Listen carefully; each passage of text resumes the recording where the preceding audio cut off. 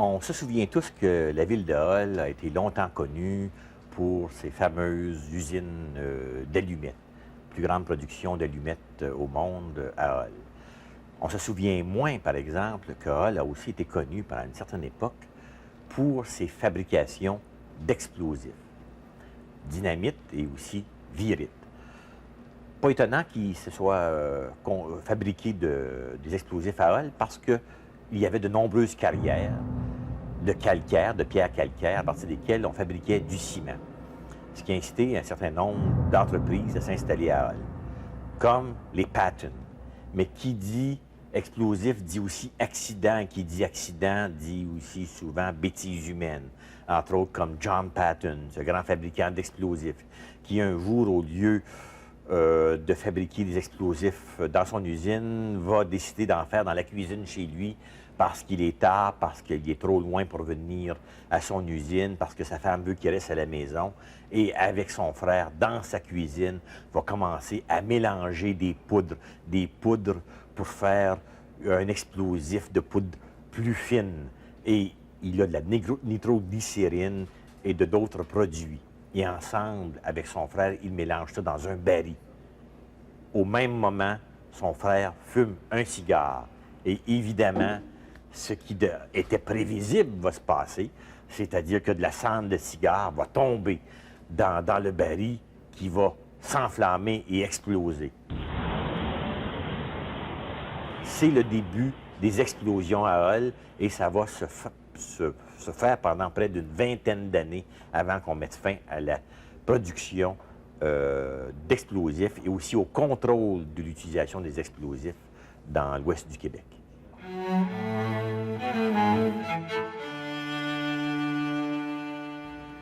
Nous sommes maintenant vers 1908-1909 quand une compagnie qui s'appelle la General Explosive Company of Montreal Limited décide de venir s'installer à Hull, fabriquer un nouveau type d'explosif appelé la virite.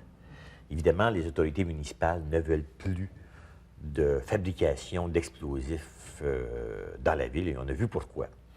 Mais la compagnie va s'adresser aux tribunaux et pour pouvoir avoir la permission de s'installer à Hull et la ville va contester la demande de la compagnie.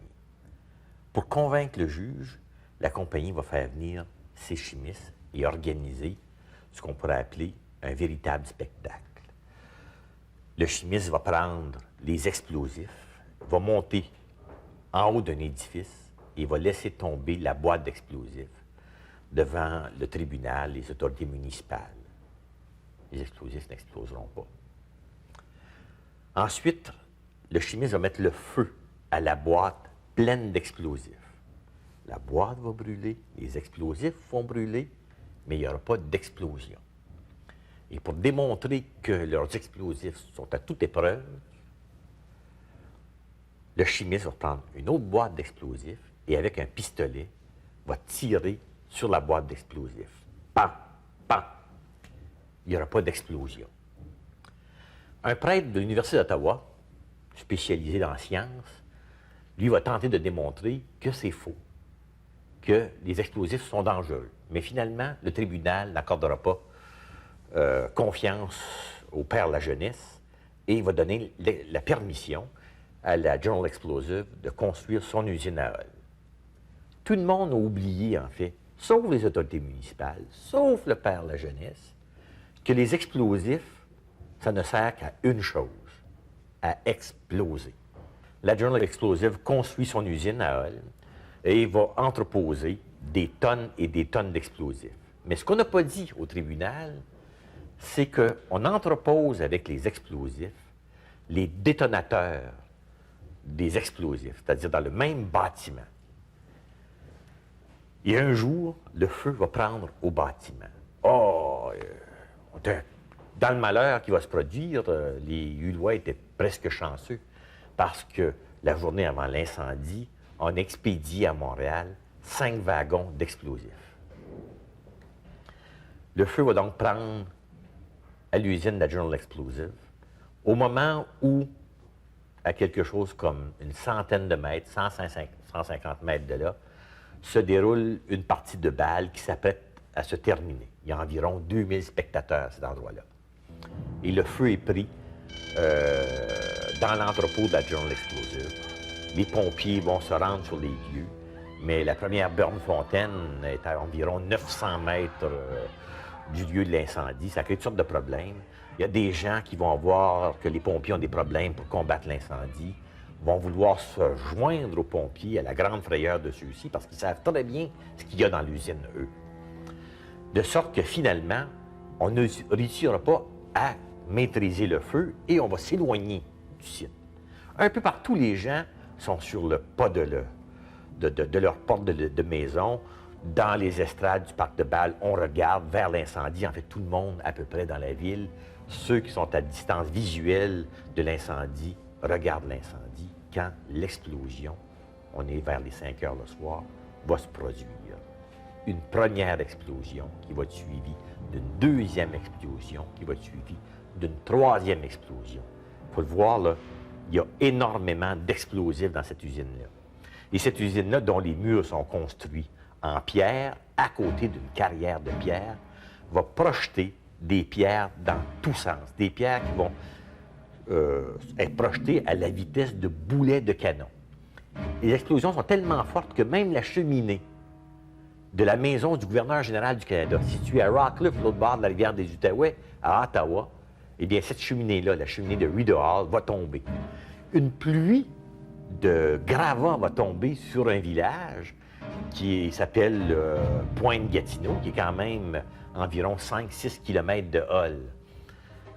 Mais les fameux moellons de pierre, eux, vont être projetés sur une distance d'à peu près 4, 5, 600 mètres.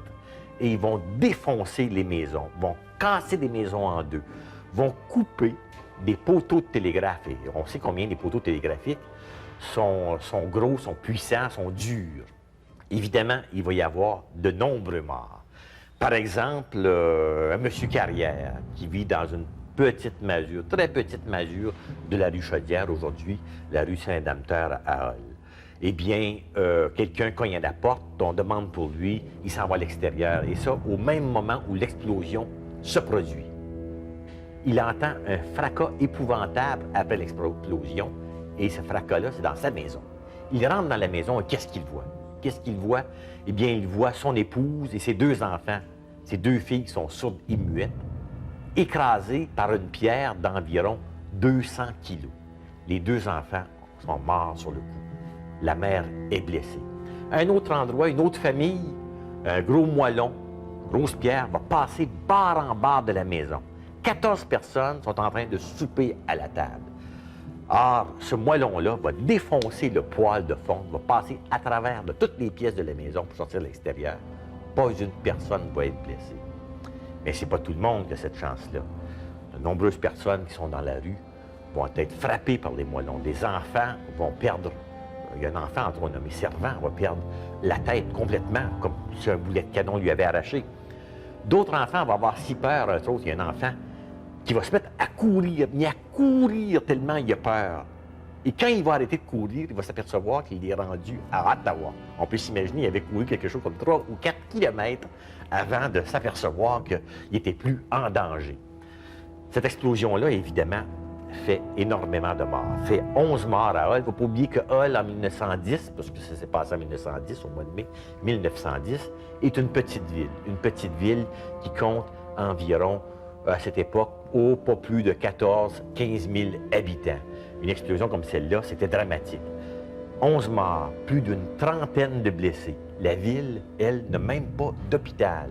Il faut faire venir, ce sont les tramways, entre autres. Les tramways vont transporter des gens à Ottawa. Ce sont de bons Samaritains qui vont bien vouloir transporter des gens à Ottawa. On dit que l'explosion a tellement fait peur à des gens.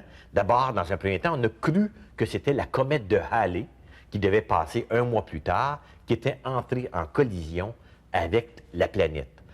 D'autres ont cru à des choses tout à fait inimaginables, tellement qu'on dit que 2 femmes à Ottawa qui, elles, seraient mortes de frayeur au moment de l'explosion. 11 morts, plus d'une trentaine de blessés, et pourtant, l'affaire de l'explosion du mois de mai 1910 ne sera pas la dernière explosion à Hall, parce que finalement, la bêtise humaine, parfois, est incommensurable.